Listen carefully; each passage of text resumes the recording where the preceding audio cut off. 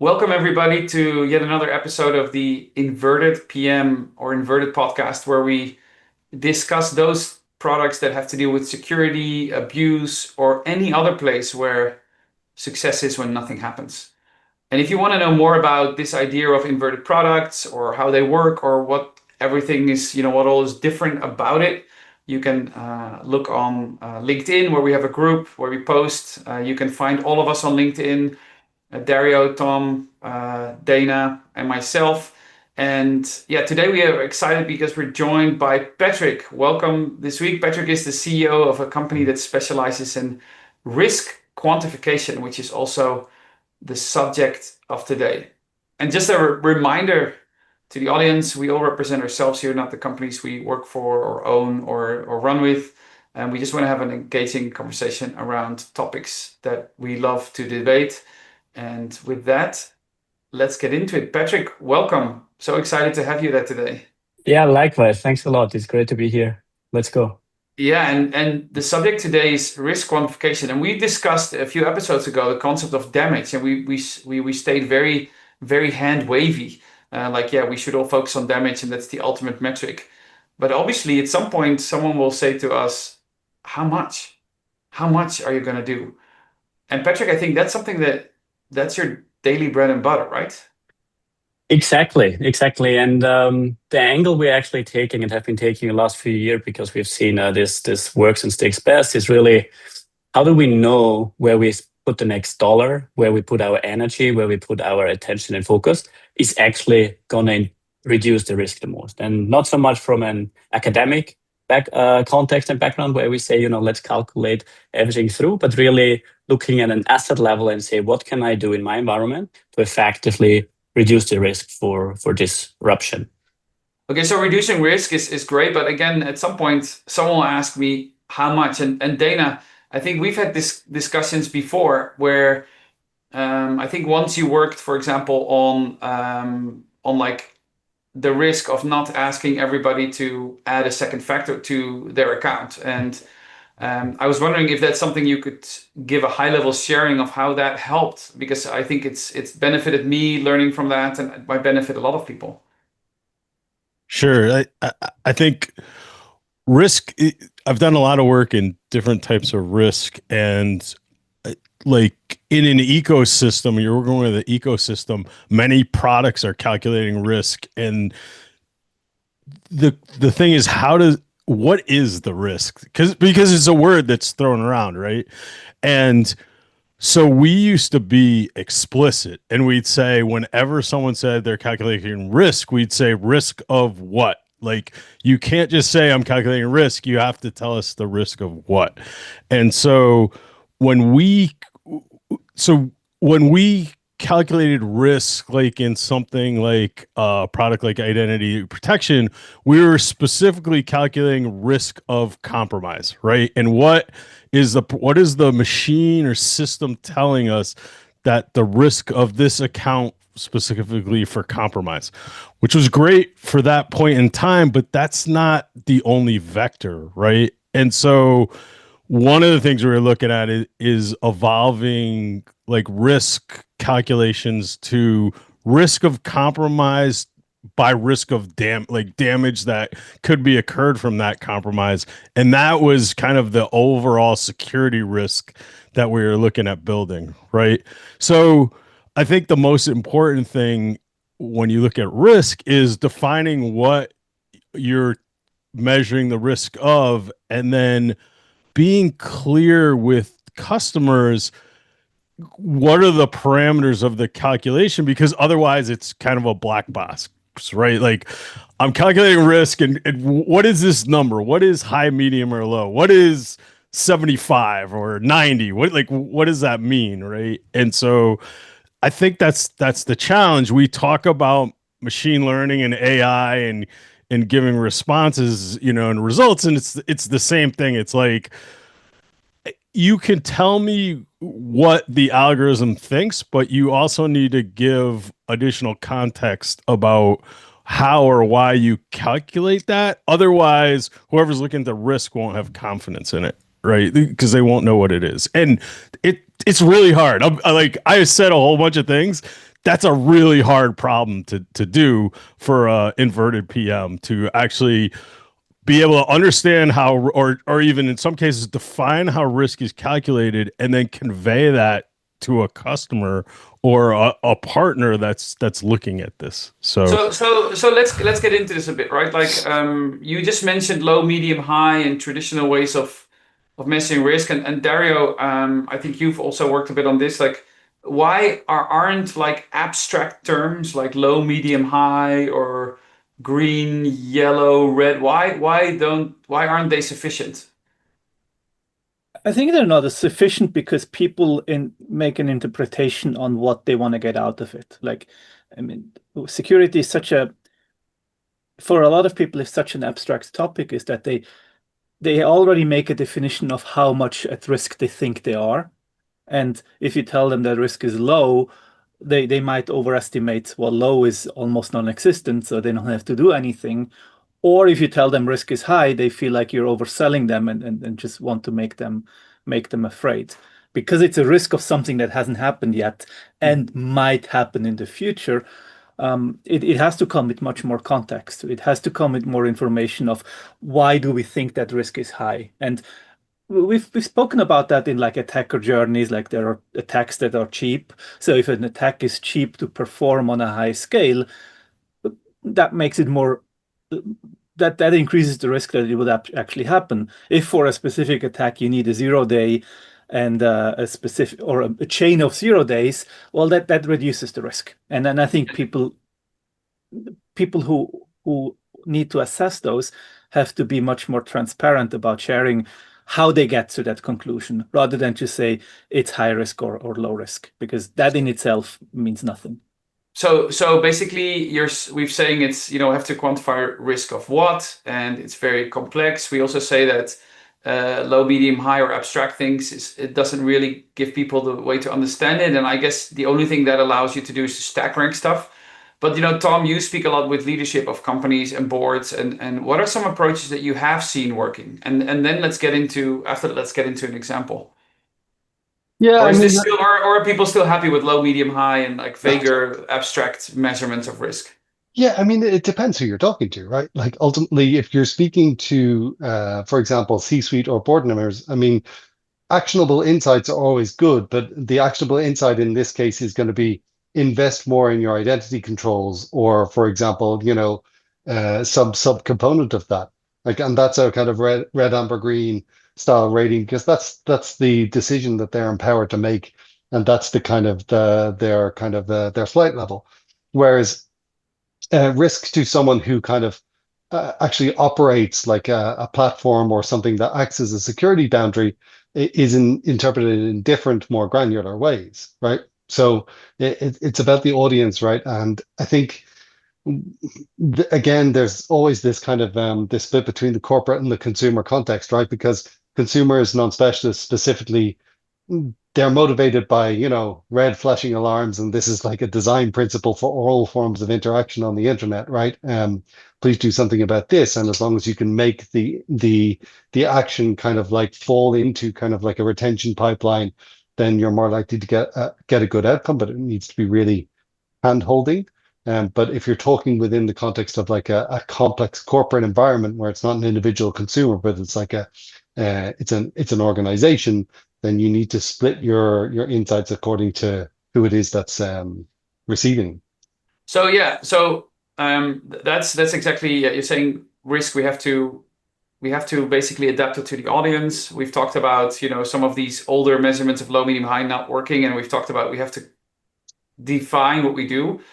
Now, Patrick, if a customer comes to you and they say quantify a risk, and maybe you can give us an example. I don't know, like a machine stopping to work, or like, what's your approach? Like, how do you, if we can nail this, right? It would solve so many problems, because if I can quantify the risk and say it's $1 million, then I can go and tell my executive, give me 500,000 and I will take $1 million of risk away. Yeah. Maybe echoing a few things that have been said before, starting with Dana, in terms of knowing what is the risk you're talking about. Now, if we take a concrete example around disruption risk, I do think, however, that qualitative risk management does also have a place, just like Tom said. It helps you to move faster, right? You don't want to calculate everything in every detail, because as an organization, especially as a complex one, you're never going to make any decisions. Actually, you're going to continue calculating forever. Now, very specifically, one thing that we've seen actually click with more senior leaders as well as operational teams is when you create a dependency map across your estate, where you start understanding what is actually the most critical factor for us as an organization. That could be the most commercial organization, obviously the financial dimension impact, saying, we're going to lose revenue, we're not going to be able to produce and so on. In a hospital, it's going to be, people getting sick or people dying maybe. So defining the criticality dimension allows you then to say, okay, which business processes do I have running that, if they get hit, they actually fall into this category. And then you break it down and say, I'm only going to pick like my 5, 10, 15 top processes and think about which applications do I need to actually run that, right? Which people do I need to run it? What are my partners? What's my infrastructure? What's my medical equipment that I need, right? So you get a bit of automatically a map. You can do that quite manually for, let's say, 50, 60, 70 assets. Your spreadsheet will do that. What you can do then is the following. You can calculate which of these assets has the highest disruption impact, right? If you take out this server, which business process is going to go? And you can map against, how well prepared are they? Right? If I say I want to have these few controls in place, emergency contact list, I want to have a plan there, criticality assessments, everything that you would expect. Then you can map that out, right? How high is the impact and where's my low preparedness? And these are the assets, like actual assets, where I say, this is the danger zone. We need to do something and invest. It clicks with the X-axis, right? Because you don't need $1 million value and say it cost me 500. It's clear that, if you take any of these out, you can calculate it if you want. But at this point, you probably don't have to anymore because it's so obvious.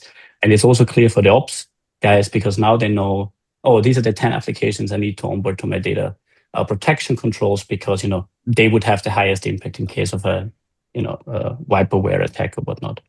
Yeah, so you're saying we shouldn't necessarily start with the money. We should start about what is the company worried about, then go back to the processes, and then find out what is needed to run it, and then look at like, oh, what's actually the state?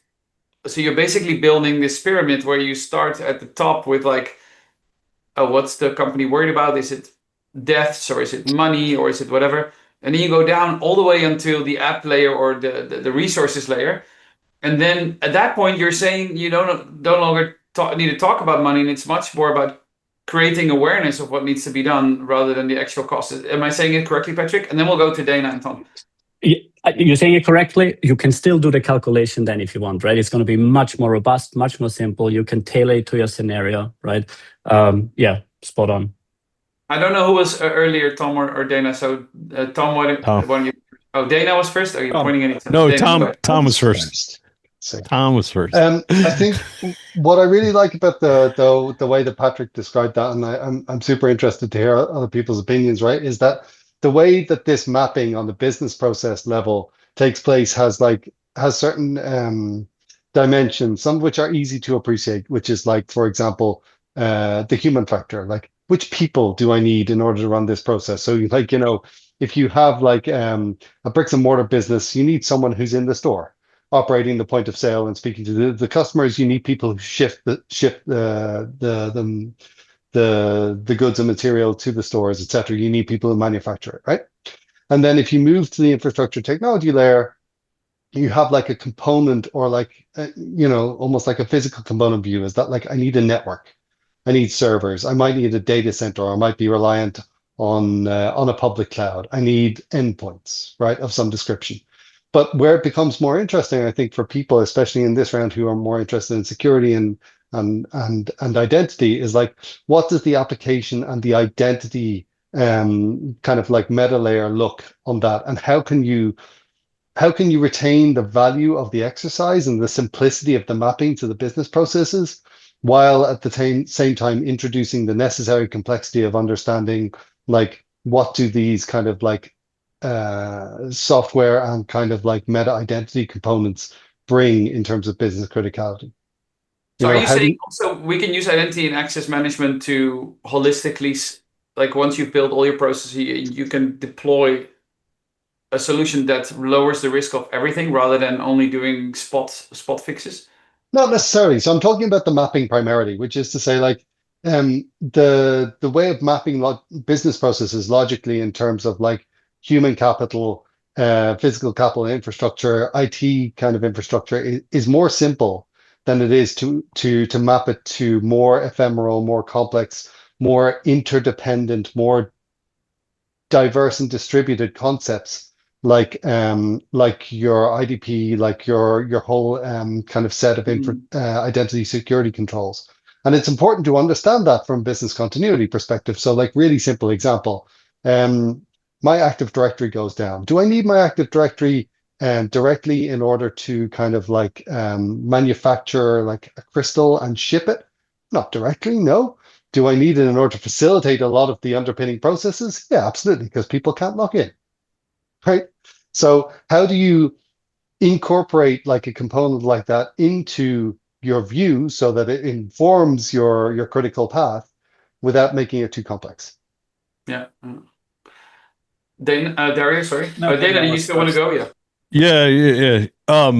So I just wanted to just point out or say I think we maligned low, medium, and high, and that's really not what we're saying. We're just saying you could do low, medium, and high. You just need to make sure there's enough context around it so that you have additional understanding on what low, medium, and high is. And we talked in a previous episode about like the problems and the good things about low, medium, and high. So viewers can go back and check that out.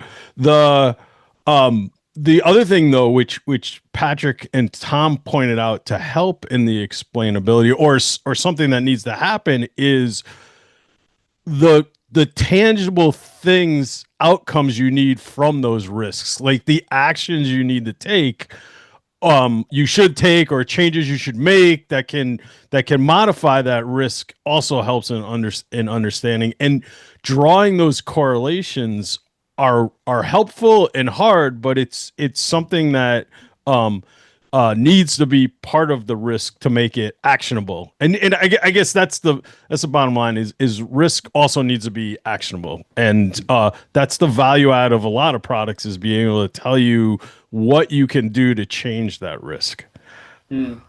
So without that instruction, your risk quantification becomes much less valuable. Right. Dario? Well, I might ask a question that I wonder how Patrick, how that resonates to you, but it might contradict a little bit what you just said, Dana. It's like, can't a well-defined risk be also a great starting point for the whole organization to then identify how does their part of their domain, their garden, their tech stack, their process, how can they change it to reduce that risk? So the thing that just pops to mind is, what would happen to Amazon if they couldn't get any cardboard boxes anymore? Like, they couldn't deliver, they couldn't ship. So wouldn't a well-identified risk, something like running out of cardboard box, well, a highly defined risk, running out of cardboard boxes, wouldn't that be a great starting point for all of the different teams that are in that supply chain to identify, well, what can they do to reduce that risk of card boxes not being at the right place at the right time, and rather than to identify how to fix that risk in the beginning, give people an objective. I mean, we see that with OKRs. Does that also apply on risk and risk quantification, Patrick? I think what you're talking about, and I 100% agree, is like a blast radius analysis, right? So I think once you have some sort of a map, and we're not talking here about having a complete reflection of your entire operations, right? So the bigger your organization is, the more this is not going to be attainable at all.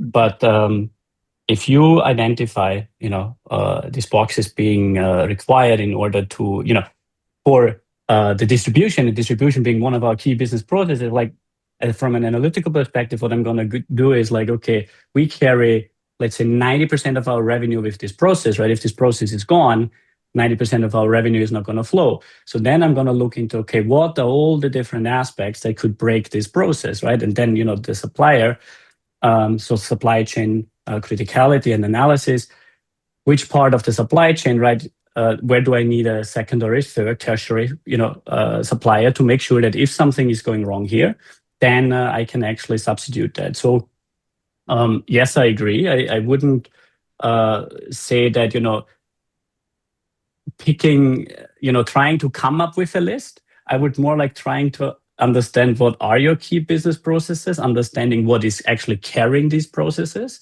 And that could also, by the way, be a fourth party, right? Tom mentioned identities. I 100% agree.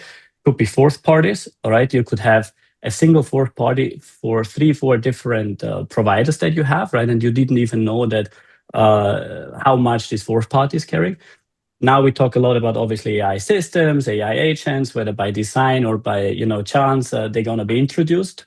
If you don't understand what it means if they break, right? So I think you will not be able to maintain a complete full coverage list if you just say, let's come up with a list. But if you turn it around and say, let's look at our map and let's see the blast radius, right? And you can calculate, obviously, this asset is supporting, these and these many upstream dependencies, relying on so many downstream dependencies. What's my disruption impact if I take it out? Then you compare one with another. And personally, I find that, and from what we've seen in the market as well, much more applicable, much more valuable than trying to calculate to the cent value what is a potential disruption, because it's not going to. No one calculated a 1.5 billion pound bailout for Jaguar and Land Rover when they did their risk management, right?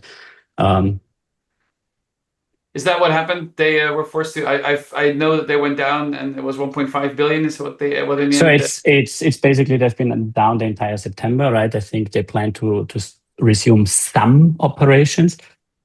But the issue is not so much the company; it's the supply chain behind, right? You have a lot of smaller delivery partners now that need to actually put their own mortgage and their own personal money into their company for the companies to survive. So the UK government is actually putting I think a $1.5 billion bailout on supporting it. So you can do as much risk quantification as you want. There could still be something, right? Not understanding these dependencies is gonna probably hurt you. So what you're saying is that it's much more important than to have a clear overview of the map of where your risk is coming from and what part of the risk is coming from which systems. Rather, it's much more important to do that than to say hey, it's £10 if I cannot per box if I cannot ship from Amazon UK, or it's if I can't sell hot dogs on Saturday, in Zurich, it's 5 francs per hot dog that per hour. Yeah. Much more important to get that understanding and mapping than to get the actual money value. And the issue is in the math, right? Because risk quantification relies on your magnitude and your impact, and it relies on the probability of something happening. And you have insurance companies still struggling with how to calculate cyber insurance, right? Premiums go up every year, and there's a reason for that. You do not have the data, right? So how do you gonna use the non-existing data to calculate proper risk, right? So this is also why, we've seen that angle work much better than trying to, be precise but not accurate. So let's make it practical, right? Let's say that, and I want to go round all of you, and then again come to Patrick. So Dana, let's say a company comes to you and says, we want to do risk and resilience. Where should they start? What should they do first? And you're muted.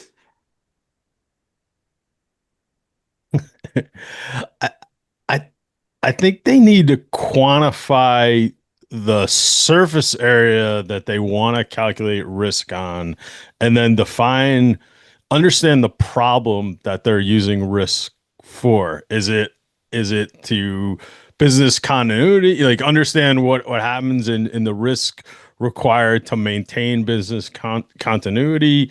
Is it to limit, we want to limit the damage or surface area that is available to external attack? You need to understand that, and then from there you can figure out what type of risk you want to calculate or layer on top of the I just wanted to point out, going back to the previous point where I said you have to correlate the risk to action or what to do. It doesn't mean specific action. It's exposing the areas you need to look at to take action against. Basically, risk can't be shown to a user in a vacuum. There has to be correlation on what things to do next, right? Okay. And so that was the point. So you're saying first identify the surface, then decide what risk is important for you, and then identify the actions. Dario, Tom, you're smiling. Are we missing any steps in this? No. Daniel's just making it sound really easy. No. I think, I mean, again, I think the first thing that probably people need to look at, and it's not a rocket science, but like, again, what is the core of your business? And we often talk, or I feel like I'm usually the one who kind of talks in the most boring, predictable terms about like fundamentals of frameworks that we use to arrive at these things. But like, for example, like confidentiality, integrity, availability, CIA, like what is most important to you from like an information technology perspective in order for your business to run? Or like, is it important that you have uptime, or is it important that your service runs right? And how do you kind of take that into an understanding of like, what is it that you're trying to prevent from going down? I think it's an important exercise and a kind of a touchstone for future discussions. And then you can get into, as Dana mentioned, as no doubt as Patrick will mention, like business process mapping and more specific kind of understanding of value change. But like, you need to understand also, like at a paradigmatic level, what's important to your business before you start kind of getting down into the weeds. So it's basically doing a reverse attacker journey exercise. You find out what is that one thing. In case of inverted PMs, I guess risk also deal with non-attacker journeys, like, I don't know, nature can pose risk on your business but in case of security, it's basically looking at what is at the end of that attacker risk, and like the attacker journey, like, is there a database? Is there some money? And I think one ask a question I wanted to ask you, Dario, is that you worked on the advanced protection program. So this is more around individuals. If I'm a high value individual and I want to do risk assessment on myself, like what kind of things should I be thinking about? Did you ever think of that? Yeah, I mean, again, the question always depends risk of what, and if you're an individual with perceived disproportionately high value, and whatever that means, like Yeah. monetary or reach or social impact or whatever that might be, that already helps you define what is the risk of somebody investing more in compromising you when we speak about account compromise, or in compromising your information than somebody else. So yeah, I think there's a lot of perceived risk drivers that people have, and I think that they can be used into assessing if somebody is at a higher risk of being attacked. Like when we look about cyber risks, the risk that they are being attacked by random and spray attacks, they're pretty much the same. Like that doesn't matter if you're I don't know, Lewis Hamilton, or if you're John Doe. The risk of that is the same, but the risk of somebody with high exposure of being attacked because of who they are, it can be significantly higher, but also the amount of information that is out there and widely available to perform an attack is also out there. That's one of the mental models I always tell people when they think about offering different security levels for different people, like segmentation of their user base or of their customer base, and that can be an email service or it can be a financial service. Always think about like who has the higher exposure, and assume that they are at a higher risk because of that exposure. Yeah, and I mean, I guess segmentation is another really great result of a detailed risk resilience program or quantification, where you can say you can basically cut and decide where you deploy the more strict measures or where you put others. And Patrick, I want to ask you a question, which is it's like one of my main questions is how do I convince people to invest in security? And I can imagine that you have two groups of customers. You can tell me if I'm wrong. The one group of customers is something has happened. Now all of a sudden they are awake and they are now aware that something could happen. So now they want to really do a risk quantification and resilience program. They want to continually invest in keeping the risk under control. And those ones are probably the easy sells. But what if you go to a company that nothing has happened yet? How do you convince them that they should be worried about risk and that they need to do a risk resilience program? Like, how do you talk to them about that? And you are also muted. Here we go. Sorry. I love that question. That's fantastic. I think it is a little bit even more variety in the market. There's a big differentiator between those that are regulated versus those that are not. Then there's a little bit of a cultural aspect to it as well. Generally, I think where most organizations, and this is also why, being a little bit more quantitative, being a little bit more concrete on what it means helps, is the question around risk appetite, risk tolerance, right? What are we willing to accept? When I was a teaser in a tech scale-up, one of the first things I did is run a survey with the exec team and kind of like ask them tough questions, right? It's, you need to choose left or right, right? What's more important, speed or compliance, right?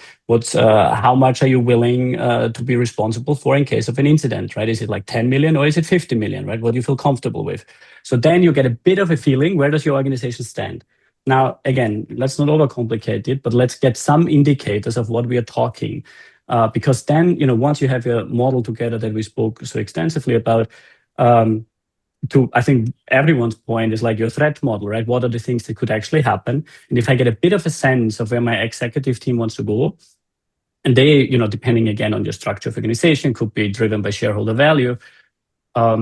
My job then in that role is as well to make sure I support the company to the best of my ability to actually support that. So if I get that input, then I can turn that around and say like, well, if that's where we aim to be, that means we look at these threat actors, right? These are the threat attack paths we're looking at.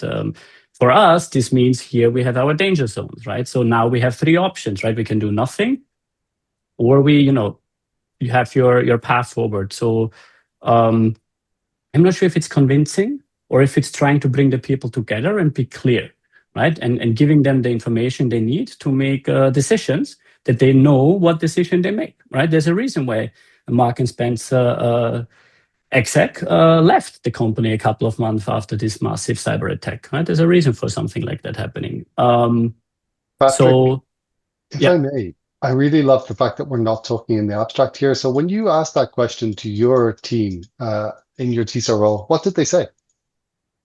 So it actually was a survey. So, you need to submit your survey. And then you can also say like, in our executive team, in our leadership team, that's the distribution of answers, right? We have some more risk-averse talent, and we have some more, or leaders, and we have some that are a little bit more aggressive on the risk side. Mm-hmm. Let's have this discussion, right? How we gonna, as an organization, how do you want me as a teaser to make a strategy if this team says me, let's just go wild, and the other ones are like, no, keep your horses. So that is the first discussion, right? How are you ever gonna propose anything that makes sense if you don't, speak the same language, right? Try to get the Venn diagram overlapping as much as possible. And before we go to Dario, I think what you're saying is really important, because we are all making a choice on our acceptance of risk. Every person, every executive, even if they've never thought about it, they are making a choice, because if they would be worried, they would step up and launch a project or staff a team or buy a system. And even by not doing that, they've made a decision, but they might not be aware of it. So I guess the first step of risk is to make everybody aware you've actually decided to accept 100 million of liability. And then someone will be like, wait, really? Okay, that's not okay, right? And so I think that's a really useful thing already to do, to make people aware that they're actually choosing by not doing anything for a certain risk acceptance. And so Dario. Yeah, I think I wanted to catch up on, like you say, they have to speak the same language. I mean, the cliche is always that IT people think business people have no idea about what IT people are doing, and business people think that the IT people are just lying to them and they don't take them serious. How do you bring people like from a C level and then the IT teams, how do you bring them on the same level that they start to understand each other's philosophies and also each other's priorities. That's for you, Patrick. Okay. I think in pretty much any organization you go in, even if it's a tech organization, if you will hear exactly what you said, right? IT doesn't understand our business, and IT says, well, we recovery sequences, right? We know exactly how to recover, but business can't make up their mind in terms of what comes first. I think a resilience map where you actually bridge that gap between, look, here are the top 10 processes, right? And here are the 50, you can say you don't like the model, right? And we can tweak it, but basically that's the data. And you can derive information from that. I think, again, a data-driven approach is one of the most impactful and powerful ways you can actually speak the same language, because you can still disagree and you not like the data, but at least you have a foundation that everyone speaks the same, because otherwise you get back to what I think Dana said before, is like context is completely missing and everyone understands something different, right? So if you now show them a heat map, kind of like, oh, we're in the red, and if you give me 10 million, we're still going to be in the red, but we moved, 3 millimeter down. Yeah, I mean, that's not going to be successful. And then you also described the tension field, right? Like I can imagine in a lot of companies, there is the drive to innovate, but at the same time, there's the drive to, there's the need to manage risk. And this one I want to punt also to Dana, because you've built a bunch of products in the world. How do you help companies or teams to do that trade-off between accepting a certain risk, but also innovating with speed? You want to let Patrick go first, since he's our Sure, guest? yeah, he definitely can go first. But yeah, go ahead. There's I think I'm not sure if it's a movement yet, but what one can definitely see in the market is that more and more CISOs being asked to take on CIOs and CTO roles. And the reason for that is because they understand the technology piece quite well. They understand the business piece quite well if they've done their homework, and they know how to do that in a secure way, right? So not sure if there's a silver bullet answer in terms of how to ensure that, but in terms of bringing what can technology do, what does business actually need, and instead of saying no, we cannot do it, but have kind of like, yes, we can do it, and this is how. I think this way, and then again, prerequisite, right? Having a clear basis on decision making. That I think you will see more CISOs becoming CTOs, and that's probably the reason. More people are becoming CTOs. More CISOs. More CISOs. CISOs. More CISOs. Sorry. Yeah. More Chief Information Security Officers. Yeah. Oh, wow. Great. As Hey, if do we they have didn't any? have a hard. Yeah, go ahead, Dane. I was going to ask any other. I was just going to say, questions. all the articles you see is like CISOs under attack, CISOs can't sleep, and now Patrick's saying like they're taking on even more of a role, right? So I was just saying just what the CISOs need, but it actually gives them more authority or able to make changes around security. So that's a good thing. I say that's a good trend.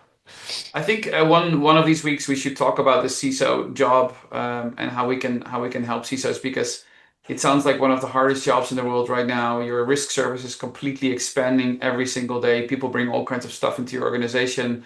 The attackers are getting more advanced. They have AI now to do better phishing and all the things and get around stuff and learn stuff faster. And if you do it wrong, you can go to jail, right? So it's like a really, really hard position to be in, and I think underappreciated in the industry sometimes. So I think one of these days we should maybe, not being CISOs, do a CISO support episode. Right. One of the things that really caught my attention on the conversation, like everybody has a different risk appetite. And sorry, Patrick, to again like throw you under the bus, or like hopefully not. Do you see that, like, we've all gone through these exercises where we had to find out if we're more green or red or yellow and what personality types we are. But do you see people starting to have open conversations within leadership teams about where they stand on their risk appetite?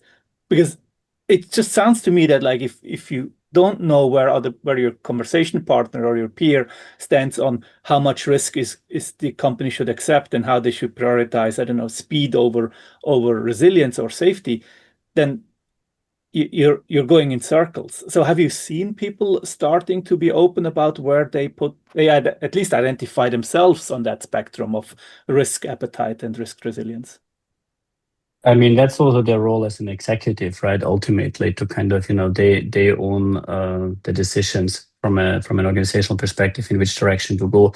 I think the biggest risk we have, and you see that in almost every tabletop exercise, is don't put people on the spot, right? Don't go like, hey, what's your risk appetite, right? Is it high or is it low, right? I think you need to build that relationship first, right? You need to have the trust and say, like, look, I know a lot about resilience security. I know very little about being an executive for this and this company, right? Let's, again, this Venn diagram, let's make our overlap bigger.